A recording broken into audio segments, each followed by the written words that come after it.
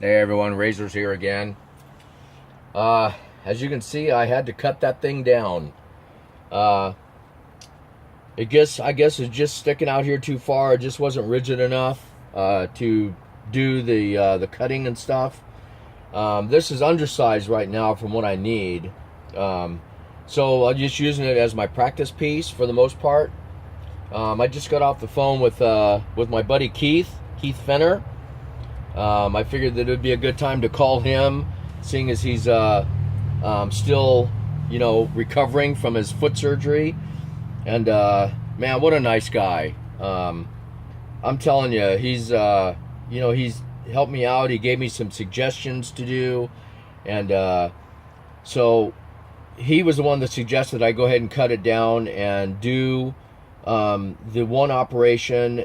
As far as the bore and stuff is concerned, and then to mount it into a spindle of some sort, so I can do the outside operation with the part being as small as it is.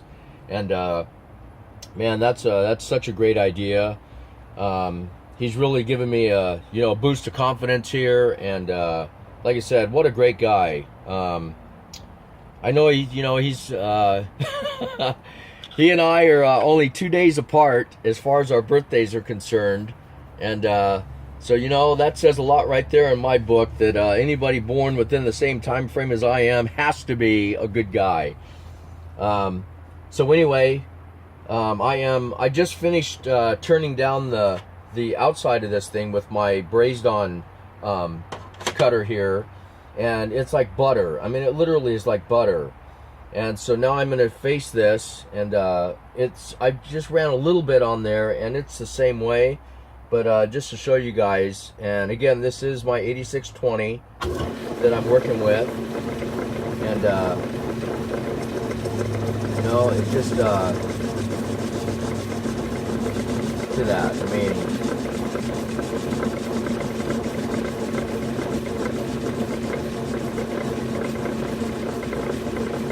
friggin' perfect.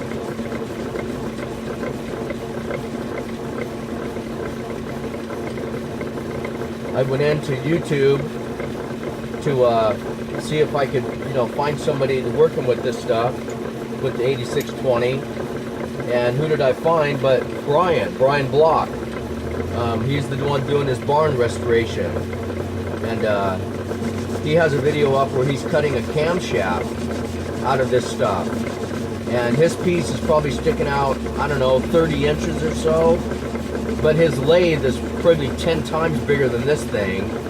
And so his setup is obviously a lot more rigid than my little 8-inch south bend here. So that being said, I just learned for my own purposes that you're really restricted to the size of your lathe as to, what you can do. And so here we are.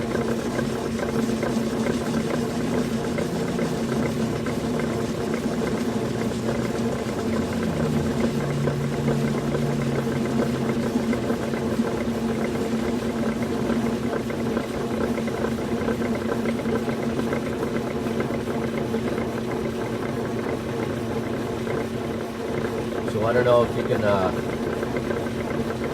pick that up that well in the camera, but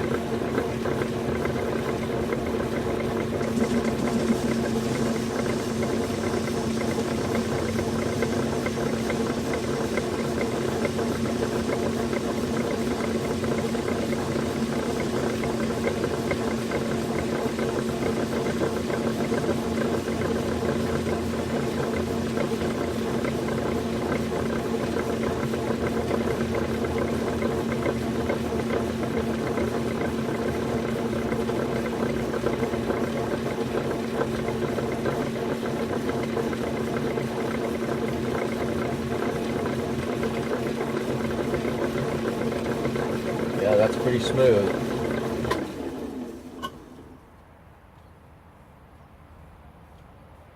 Yeah, it's got a little bit of roughness to it from probably just from the cutter itself, but nothing that I'm sure that I can't finish out either with using another cutter or sanding or something of that nature.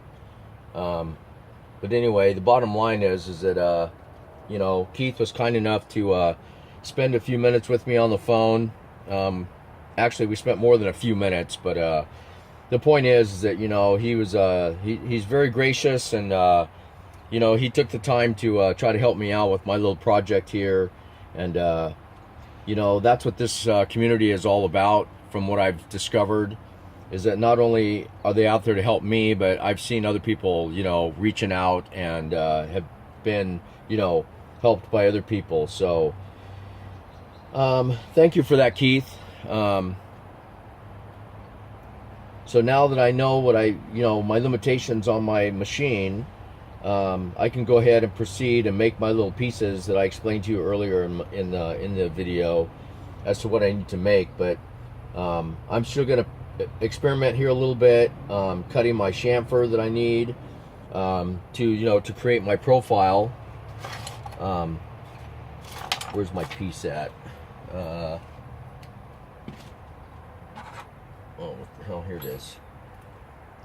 Yeah, I need to, I'm going to cut this and, you know, turn my compound and all that stuff to get my 45 degrees, and go ahead and just, even though this is smaller than what it's supposed to be, at least I can go through and I can just practice on one, basically, and see if I can pull this off, because there's no sense in moving forward if I can't make the damn thing in the first place. So that being said, you know, I'm going to bring you guys back and let you see how this is going. So until then, everybody stay tuned. Thanks for watching.